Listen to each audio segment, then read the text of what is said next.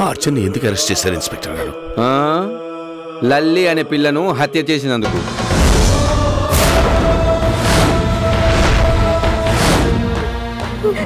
అబద్ధం. మా అర్చన ఎప్పటికీ అలాంటి పని చేయదు. చేసిందని కంప్లైంట్ ఇచ్చాకే అరెస్ట్ చేశాము.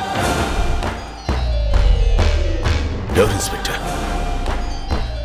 ఎవరు ఈ తప్పుడు కంప్లైంట్ ఇచ్చింది? రామ్ ప్రసాద్. ఆవిడ గారి మెల్లో తాళి కట్టిన భర్త.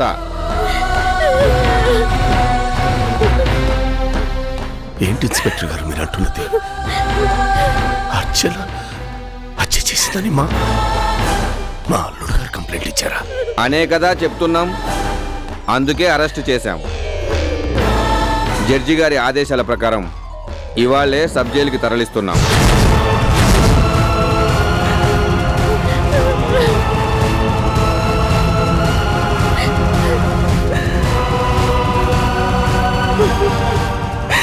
అర్చన, ఏమిటమ్మా ఈ ఘోరం?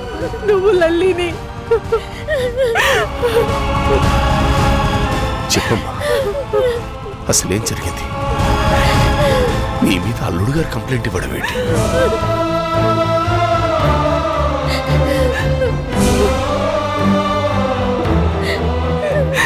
అసలే కడుపుతో ఉన్న పిల్లవి, నీకెంత అన్యాయం జరుగుతుంటే మీ అత్తమామలు ఏం చేస్తున్నారు?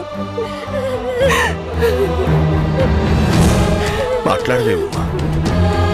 నీ ప్రాణం కంటే ఎక్కువగా చూసుకునే లల్లిని నువ్వు హత్య చేశావంటే అల్లుడు గారు ఎలాగమ్మని?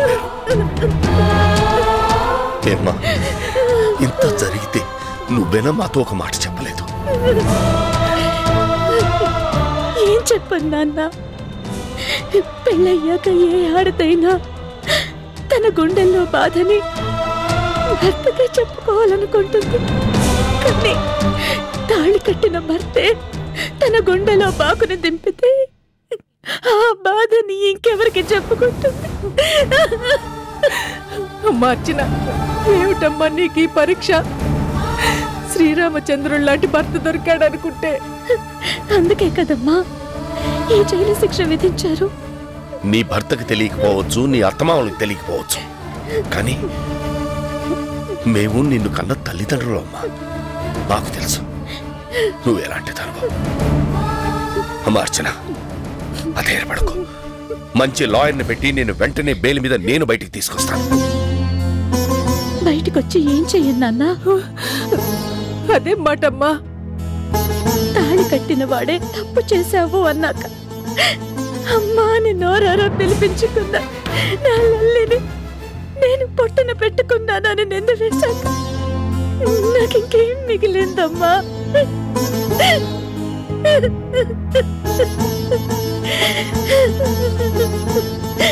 లేదు, ఏం లేదు.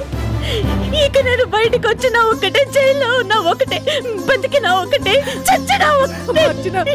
అలా మాట్లాడకమ్మా. నిన్ను అల్లారు ముద్దుగా పెంచుకున్నది ఇలాంటి పరిస్థితుల్లో చూడటానిక? అవునమ్మా, తల దించుకుంటే నువ్వు ఈ తప్పు చేసేవని లోకం నమ్ముతుంది. నేను ఈ నేరం చెయ్యలేదని నువ్వు చెప్పకపోతే నీ మీద పడ్డ నింద నిజమని చట్టం తీర్పు చెప్తుంది. అలా జరగడానికి వీల్లేదు. నా కంఠంలో ప్రాణం ఉండగా అలా జరగనివ్వను. అలా జరగనివ్వను.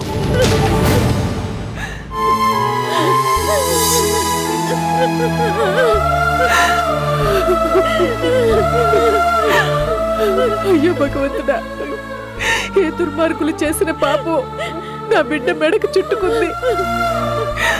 కడుపుతో ఉన్నది అన్న కనికరం కూడా లేకుండా జైలు కటకటాలు వెనక్కి నెట్టేశారు. అమ్మా అర్చన, అన్యాయంగా నిన్ను ఈ కేసులో ఇరికించిన వాళ్ళు ఎవరైనా సరే సుఖంగా ఉండలేరమ్మా. నాశనం అయిపోతారు, సర్వనాశనం అయిపోతారు.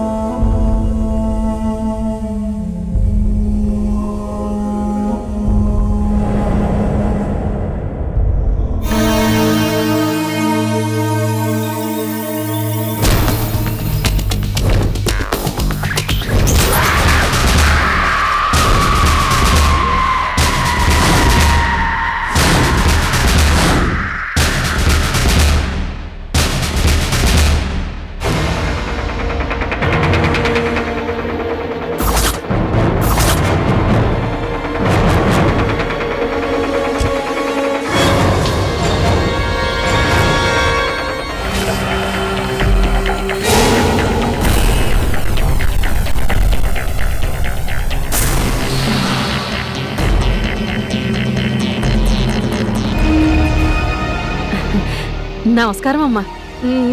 లోపలికి వెళ్దాం రండమ్మా.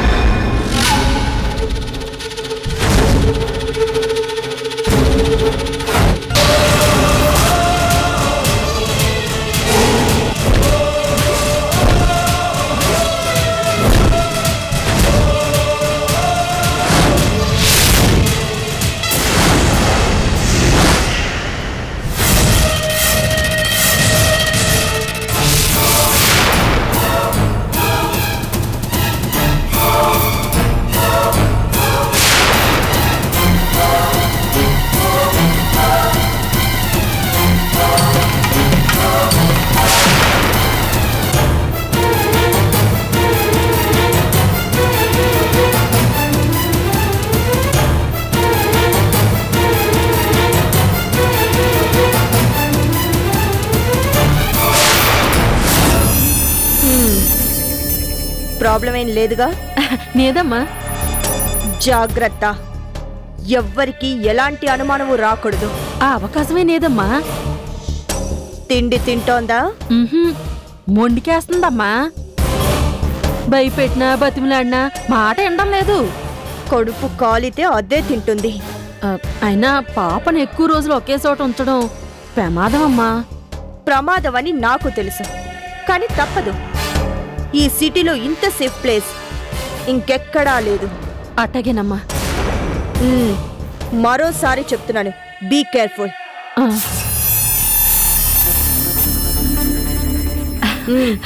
చాలా సంతోషం అమ్మా. చెప్పింది గుర్తుందిగా? ఉందమ్మా. మళ్ళీ మీరు చెప్పేదాకా లల్లి మీ దగ్గరే ఉండాలి, ప్రాణాలతోనే ఉండాలి. తేడా వచ్చిందో మీలో ఒక్కరు కూడా ప్రాణాలతో ఉండరు, గుర్తుంచుకోండి. అట్టగే.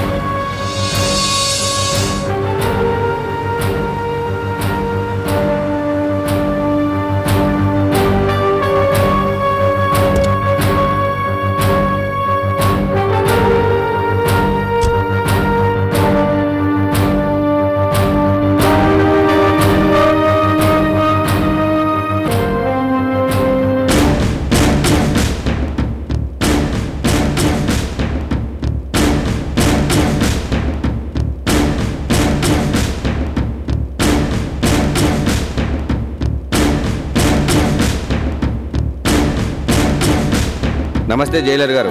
నమస్తే సార్, కూర్చోండి.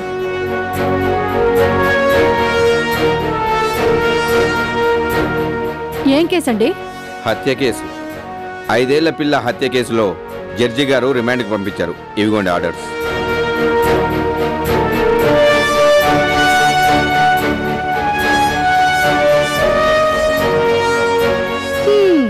సవితలా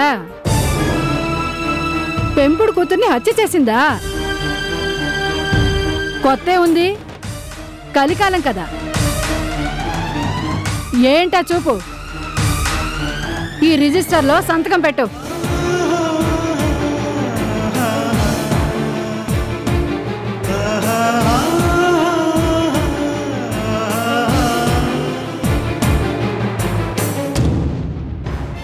ఆ పక్కన వేలి ముద్దలు కూడా వేయి.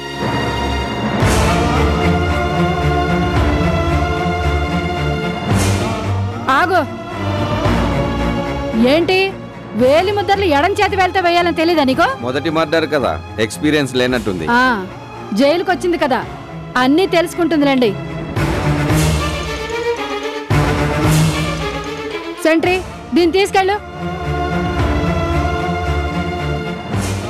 తీసుకో.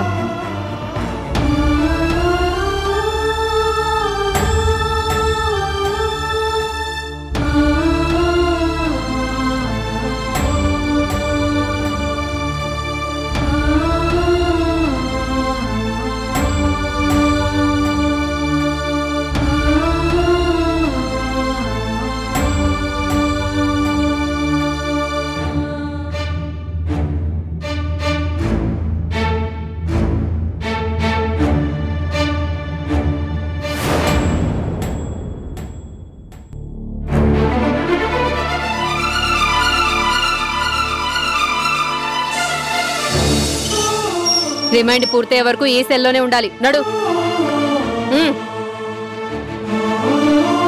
ఎవర్రాది డిస్టర్బెన్స్?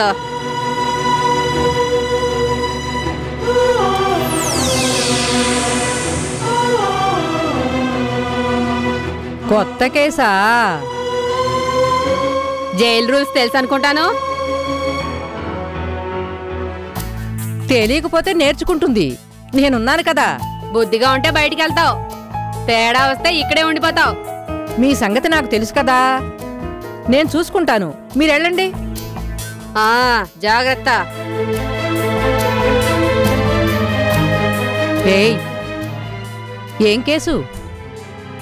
దొంగతనమా, వ్యభిచారమా? కాదా? నీ ముఖం చూస్తే రెండు కాదని అనిపిస్తుందిలే. ఏ కేసైతే ఏమిలే, ఉండాల్సింది జైల్లోనేగా. ఏంటి, జైలుకు రావడం కొత్త? అయితే ఏంటి, అదే అలవాటైపోతుందిలే. కొత్తలో అందరూ నీలాగే. అలవాటైపోతే ఇదిగో నాలాగా. ఈ జైలే అత్తిల్లు, పుట్టిల్లు, సొంతిల్లు కూడా. ఈ సెల్లే బెడ్రూమ్ కూడా అనిపిస్తుంది. ఏంటి, నా మాటలు నచ్చట్లేదా? సరే, నీ ఇష్టం. నచ్చినప్పుడే మాట్లాడు.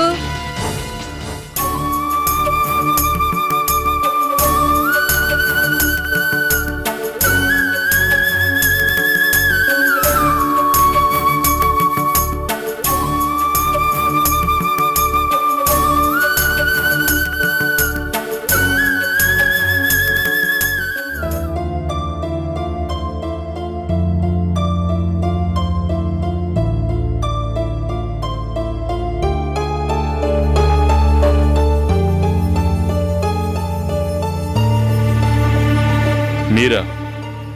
పర్వాలేదే. మీరా అని మీరు అడిగారంటే ఇంకా నేను గుర్తున్నానన్నమాట. ఏం బాబు ఆగిపోయావు? మావయ్య అని పిలవడానికి కూడా నీ మనసు ఒప్పుకోవటం లేదా? ఎందుకొచ్చారు? తెలుసుకుందామని. నా కూతురు ఏం తప్పు చేసిందో తెలుసుకుందామని. తాళి కట్టిన భర్తే దాన్ని అరెస్ట్ చేయించడానికి కారణం ఏమిటో తెలుసుకుందామని.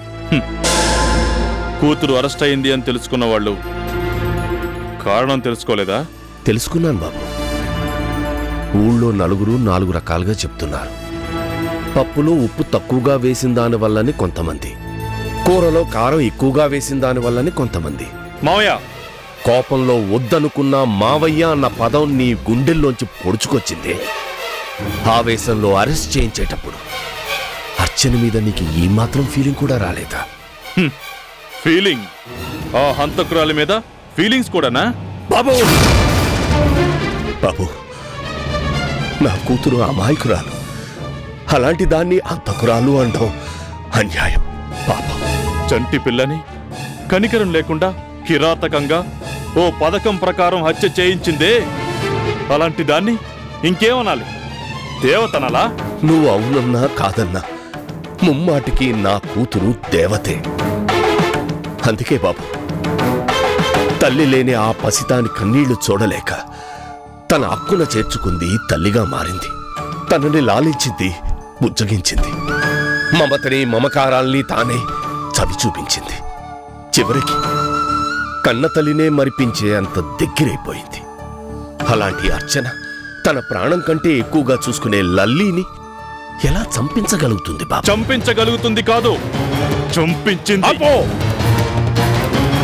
ఇంతసేపు నా అల్లుడు అన్న ఒకే ఒక్క కారణంతో నా కూతురు గురించి నువ్వు ఎంత అన్యాయంగా తప్పుగా మాట్లాడినా నేను భరించాను. లేకపోతే ఏం చేసేవారు? మీ తండ్రి కూతుళ్ళు కలిసి అభంశుభం తెలియని నా లల్లిని చంపించినట్టే నన్ను కూడా క్రూరంగా రాక్షసంగా హత్య చేయించేవారా?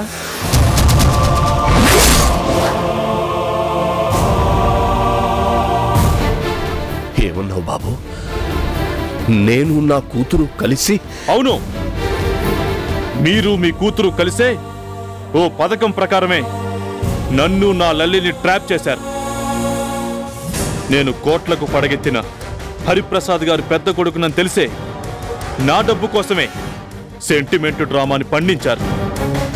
మనసు మమత అంటూ తీయటి కబుర్లు చెబుతూ మాకు దగ్గరయ్యారు. నన్ను కళ్ళున్న కుట్టివాణ్ణి చేశారు. చివరికి క్యారెక్టర్ లేని మీ కూతుర్ని నా కంటగట్టి బాబు ఏ కాదా? వైజాగ్ గెస్ట్ హౌస్ లో మీ కూతురు ఆ రాజేష్ గారితో రెచ్చిపోయి విచ్చలవిడిగా గడపడం నిజం కదా? ఆ కారణంగానే కృష్ణకి అర్చనకి జరగాల్సిన పెళ్లి క్యాన్సిల్ అయిపోవడం నిజం కదా?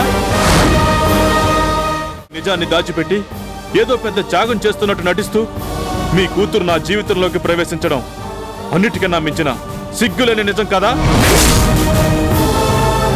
నువ్వు చెప్పిన దాంట్లో కొంత మాత్రం నిజం, మిగతాదంతా అబద్ధం, నీ అపోహ.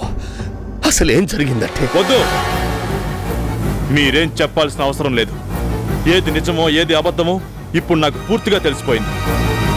ఏది అపోహో ఏది అభూత కల్పనో అనుభవంలోంచి తెలుసుకున్నాను. నాణ్యానికి ఒకవైపే చూసి ఇది మాత్రం నిజమని అనుకుంటే అది మూర్ఖత్వం అవుతుంది. కరెక్ట్, నేను మూర్ఖుణ్ణే. కృష్ణ మా ఇంటికి మొదటిసారి వచ్చినప్పుడు అర్చన వీడు నా తమ్ముడు అని పరిచయం చేసినప్పుడు నంగనాచిలా నమస్తే అని ఏమీ తెలియనట్టు నటించిందే. అది నటన అని తెలుసుకోలేకపోయాను కదా, అందుకు నేను మూర్ఖుణ్ణే. కాబట్టే ఏ రాజేష్తో అయితే అక్రమ సంబంధం పెట్టుకుని వైజాగ్ గెస్ట్ హౌస్ లో సిగ్గు లేకుండా దొర్లిందో అదే రాజేష్ నా ఇంటికి వచ్చినప్పుడు అర్చన ఇతను నా స్నేహితుడు రాజేష్ అని పరిచయం చేస్తే నెరజానెలా హాయ్ అంటూ వాళ్ళిద్దరి మధ్య ఏం జరగనట్టు విష్ చేసిందే. అది నయవంచన అని తెలుసుకోలేకపోయాను కదా, అందుకు నేను నిజంగా మూర్ఖుణ్ణే.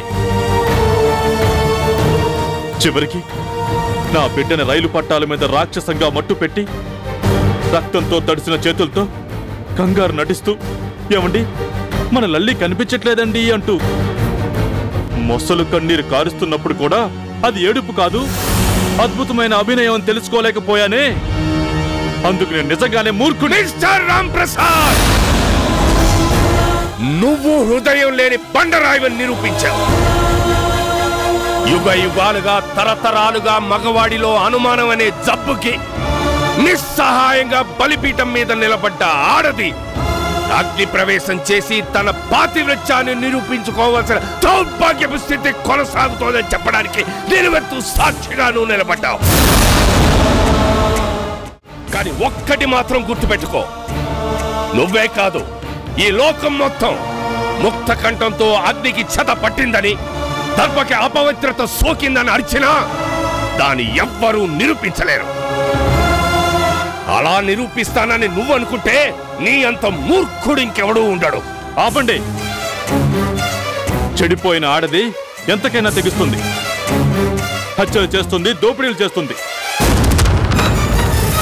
నమ్మిన వాళ్ళందరినీ నట్టెట్టు ముంచి నరమేదాన్ని కూడా సృష్టిస్తుంది. All right mister Ram Prasad,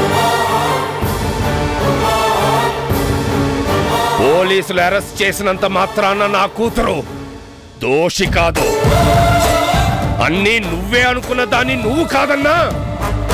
నా కూతురు అనాథ కాదు, దాన్ని కన్న తండ్రిని. నేను ఇంకా బతికే ఉన్నాను. నా కూతురు నిర్దోషని నేను నిరూపిస్తాను.